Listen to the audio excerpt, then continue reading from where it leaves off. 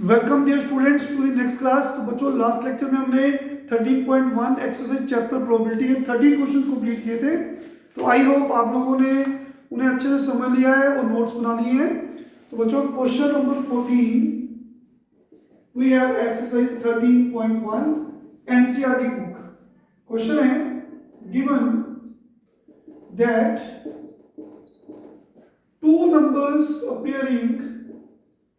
two numbers appearing on throwing two dice are different. Find the probability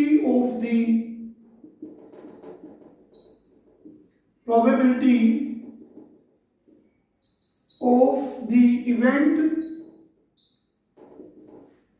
The sum of numbers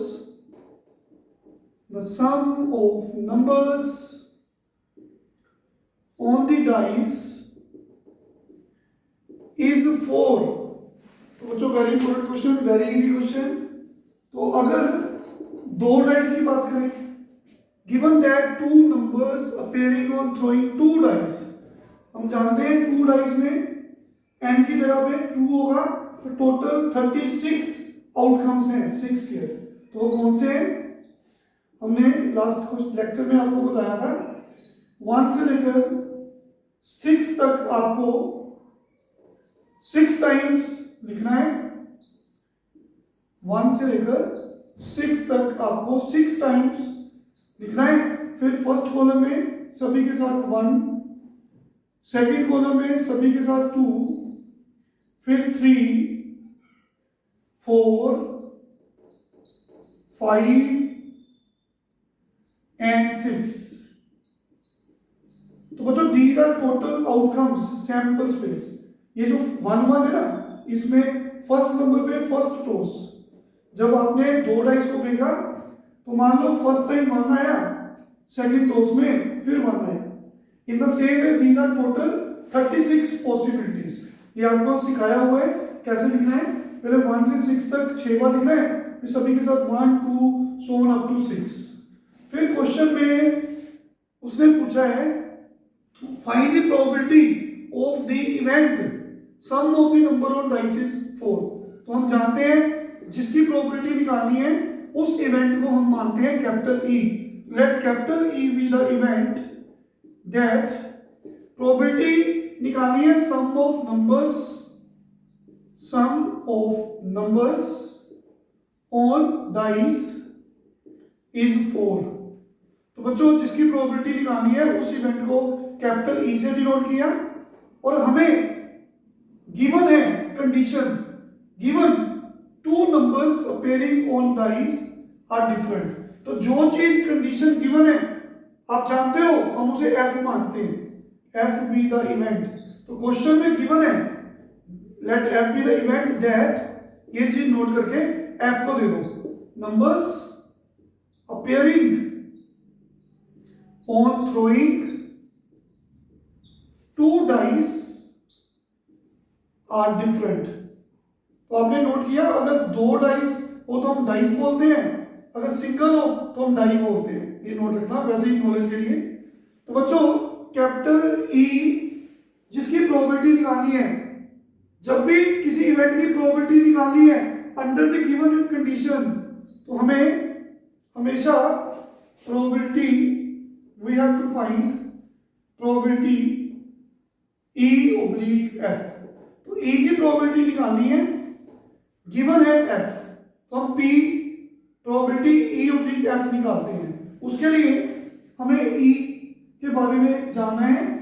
ई ऐसा event है that sum of the numbers on the dice is 4। तो बच्चों 1 1 2 1 नहीं, 3 1 आएगा, क्योंकि 3 1 इन numbers का सम 4 है। आप चेक कर सकते हो, 4 1 5 1 नहीं, 2 2 आएगा, क्योंकि 2 + 2 इज 4। उसके बाद 1 3 बनेगा, क्योंकि इनका सम बच्चों 4 है। इसके बाद कोई ऐसे नंबर्स नहीं है जिनका सम 4 हो, आप चेक कर सकते हो। तो एफ क्या है given, numbers appearing on throwing two dice are different. मतलब कि different means 1 1 2 2 3 3 4 4 5 5 6 6 को छोड़ के बाकी सारे लेने हैं। मतलब दो नंबर्स वो लेने हैं जो डिफरेंट है, सेम नहीं है। तो ये डबलेट्स नहीं चाहिए। तो कौन से बन गए? 2 1 3 1, चलते चलते जाएंगे अप टू 1 2 2 2 नहीं लेना, फिर 3 2 से शुरू हो जाएंगे, 4 2 कहां तक जाएंगे? 2 3 तक जाएंगे, सो ऑन अप टू, सभी लिखने की जरूरत नहीं है। फिर 4 3 से शुरू हो जाएंगे, 4 3 5 3 अप टू 3 4, फिर 4 4 नहीं लेना, 5 4 से बच्चों शुरू हो जाएंगे, 6 4 सो ऑन अप टू 4 5 तक जाएंगे, और फिर 5 5 नहीं लेना, 6 5 से शुरू हो जाएंगे up to 5 6। I hope clear है सबको। तो बच्चों ई मिल गया, एफ मिल गया, हमने प्रोबेबिलिटी ई ऑब्लिक एफ निकालनी है, तो क्वेश्चन को इरेज कर सकते हैं। अब हमें क्वेश्चन समझ आ गया सभी को। तो we have to find first E और एफ में कॉमन क्या है, उसको ई इंटरसेक्शन एफ लिखते हैं। तो बच्चों ई और एफ में कॉमन 3 1 भी आएगा, बिल्कुल आएगा। एफ में सारे नंबर्स हैं, लेकिन जहां पे डबलेट्स हैं 1 1 2 2 3 3, वो 4 4 5 5 6 6, इनको छोड़ के सारे नंबर्स एफ में हैं। तो ई में ये एक डबलेट है। तो बच्चों हमारे पास दोनों में कॉमन, यू कैन चेक, एक 3 1 आएगा, एक 1 3 आएगा। समझ आई सबको? तो हमें तो प्रोबेबिलिटी ई ऑब्लिक एफ की चाहिए। उसके लिए फॉर्मूला ये होता है इंटरसेक्शन की प्रोबेबिलिटी, इसमें 2 फेवरेबल है, ये 1 ये 2, टोटल आउटकम्स आप नोट करो 36 हैं सैंपल स्पेस में। तो डिवाइड बाय प्रोबेबिलिटी एफ। तो बच्चों एफ में कितने हैं? डबलेट्स को छोड़ दो, तो डबलेट्स 6 है, तो 30 बचे 30, divide by total outcomes. I hope clear है सबको। तो this is the answer 1/50। Very very important sum and very very easy question. तो प्रोबेबिलिटी इस बार सच में काफी आसान है बच्चों। तो next we have last question of this exercise, question number 15। Consider the experiment of throwing a die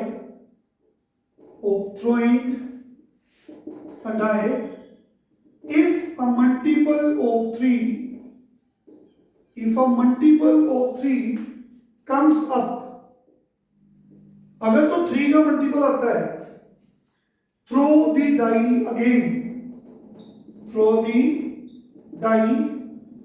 again, and if any other number comes, toss a coin, find the conditional probability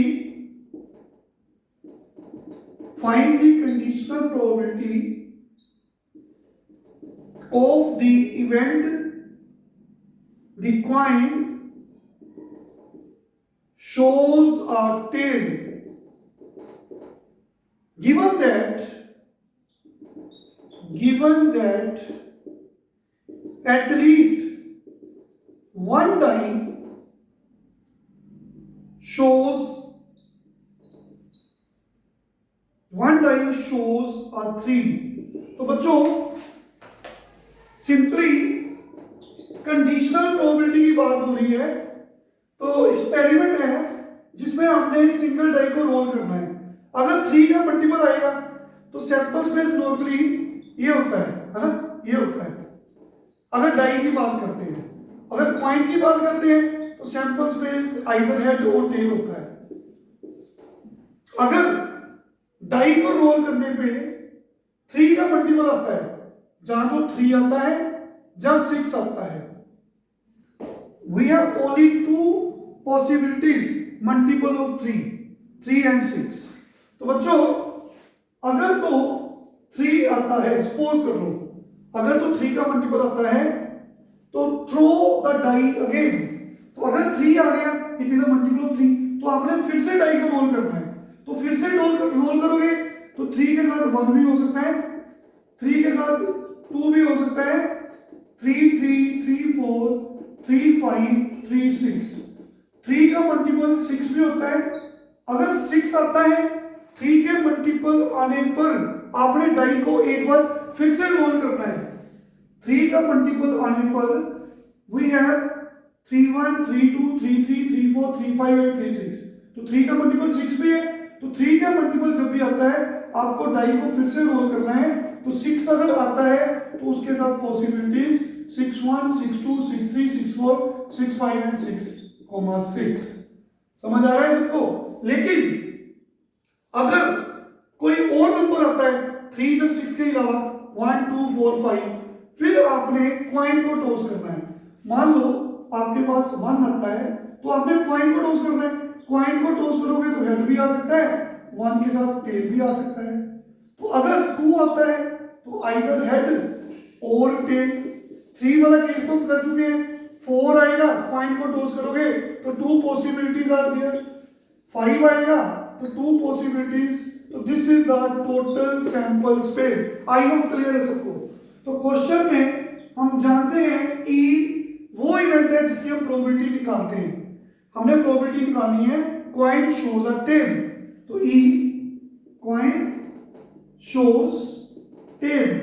हाँ जी बच्चों, coin shows tell. तो tell देखिए, tell sample space में search करिए, आपको एक 1T coin shows tell, इसके पास tell आ रहा है। हाँ जी, ऊपर तो नहीं कोई 2T, फिर आपने देखा 4T एंड 5T। तो बच्चों F कौन है? जो गिवन है, given that at least 1 die shows a 3। कम से कम एक डाई में अगर 3 है वो F में दे दो। तो 3 1 F में, 3 1 एक बार आ रहा है, 3 2, तो कम से कम मतलब 2 बार भी होगा तो तब भी उसको F में भेज दो। 3 4 3 5 3 6, इसमें 3 नहीं है, इसके पास भी नहीं है। 6 3 में आप देखो 3 आ रहा है।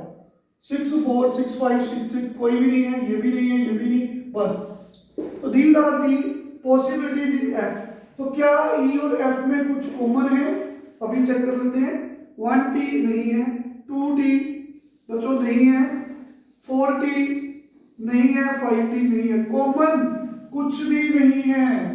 E और F में कुछ भी कॉमन नहीं है। देखिए 1 2, ठीक है, नहीं आ रहा। Common is empty set. तो बच्चों हमें क्वेश्चन में बोला कि प्रोबेबिलिटी E/F निकालो, उसके लिए ये फॉर्मूला होता है।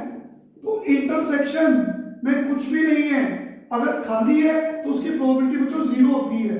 0 over something, probability of F में कितने हैं? 1 2 3 4 5 6 एंड 7। तो 7 बाय 36। तो 0 डिवाइडेड बाय समथिंग इज 0। तो ये इम्पॉसिबल इवेंट है। तो जिसकी प्रोबेबिलिटी 0 होती है वो इवेंट इम्पॉसिबल इवेंट होता है। तो आज हमने ये एक्सरसाइज कंप्लीट की है। नेक्स्ट लेक्चर में आगे शुरू करेंगे। Thank you very much, take care.